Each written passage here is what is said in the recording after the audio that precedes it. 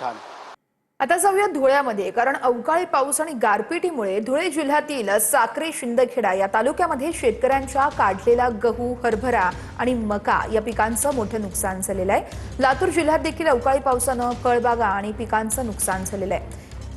तर जळगाव, चाळीसगाव, भडगाव आणि पाचोरा तालुक्यांना देखील अवकाळी पावसाचा फटका बसलेला आहे। ज्वारी, गहू आणि मका, आडवी ही सगळी पिकं पडली आहेत। शासनाने तात्काळ पंचनामे करावेत, नुकसान भरपाई द्यावी अशी शेतकऱ्यांची मागणी आहे। ही तीन दृश्य आपण बघतोय, धुळे, लातूर आणि जळगाव मधली। अवकाळी पावसामुळे अतोनात नुकसान झालंय, शेतकरी हवालदिल झालेला आहे। तर तिकडे सोलापूरमध्ये अवकाळी पावसामुळे द्राक्ष पिकांना मोठा फटका बसलाय। 3 एकर द्राक्ष बाग ही भुईसपाट झालेली आहे। शेतकऱ्याचं 50 ते 60 लाख रुपयांचं नुकसान झाल्याचं सांगितलं जातंय। लवकरात लवकर या संपूर्ण नुकसानीचा पंचनामा करा आणि सरकारने आम्हाला मदत करावी अशी मागणी आता शेतकऱ्यांकडून केली जाते। गडचिरोलीमध्ये वातावरण बदलाचा फटका आंबा, मोहफूल आणि मका उत्पादक शेतकऱ्यांना बसलेला आहे। त्यामुळे शेतकरी हवालदिल झाले आहेत। अवकाळी पावसामुळे शेतकऱ्यांचं मोठं नुकसान झालेलं आहे। जळगाव जिल्ह्यामध्ये अनेक भागात अवकाळीचा फटका बसलाय। बोदवड आणि मुक्ताईनगरमध्ये वादळी वाऱ्यासह अवकाळी पाऊस झालाय। शेतात उभा असलेला गहू, मका, हरभरा पीक भिजून गेलंय। त्यामुळे हाती आलेलं पीक वाया गेल्यानं शेतकरी अडचणीत सापडलेले आहेत। नुकसानीचे पंचनामे करण्याची शेतकरी मागणी करतायत।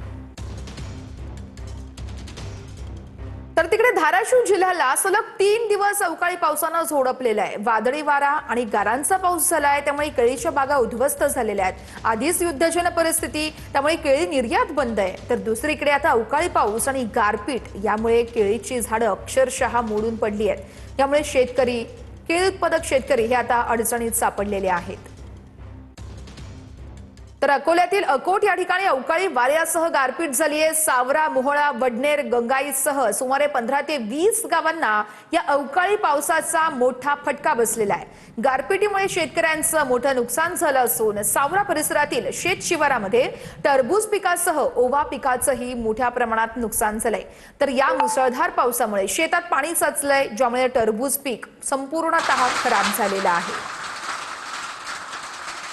राज्यातील 11 जिल्ह्यांना अवकाळी पावसाचा फटका बसलेला आहे। जवळपास 7,000 हेक्टर शेतीचं नुकसान झालेलं आहे।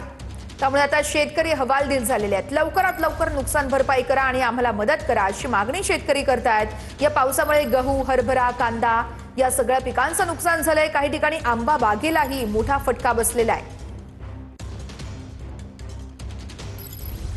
बातमी आता जळगाव मधून आहे। जळगाव जिल्ह्यामध्ये केळी पीक विम्यामध्ये 75 कोटींचा घोटाळा झाल्याचं कळतंय। केळी पीक विमा प्रकरणी एकाच रात्री 42 जणांवर गुन्हे दाखल झालेत। केळीची बाग नसताना कागदोपत्री पीक दाखवल्याचा आरोप आहे। 6 तालुक्यांमधील 42 CSC केंद्रांच्या चालकांवरती गुन्हे दाखल करण्यात आलेले आहेत।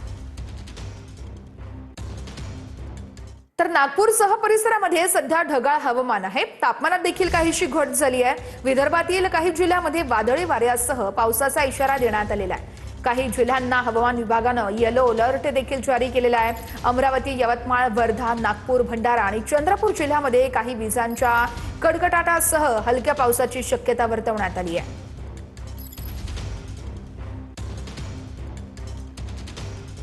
नागपूरसह परिसरामध्ये आज ढगाळ हवामान आहे, त्यामुळे तापमानात घट झालेली आहे। विदर्भातील काही जिल्ह्यांमध्ये आज हवामान विभागाकडनं पावसाचा येलो अलर्ट सुद्धा जारी करण्यात आलेला आहे। यामध्ये अमरावती, यवतमाळ, वर्धा, नागपूर, भंडारा, चंद्रपूर या जिल्ह्यांचा समावेश आहे। परंतु आता गेल्या 2 दिवसापासून ढगाळ हवामान आहे आणि आज सकाळी आपण बघू शकतो येलो अलर्ट जो आहे तो जारी करण्यात आलेला आहे। त्यामुळे मुसळधार पावसाचा इशारा जो आहे तो नागपूरच्या काही भागात दिलेला आहे। विदर्भात पावसाचा येलो अलर्ट आज पहाटेच हवामान विभागानं जारी केलेला आहे।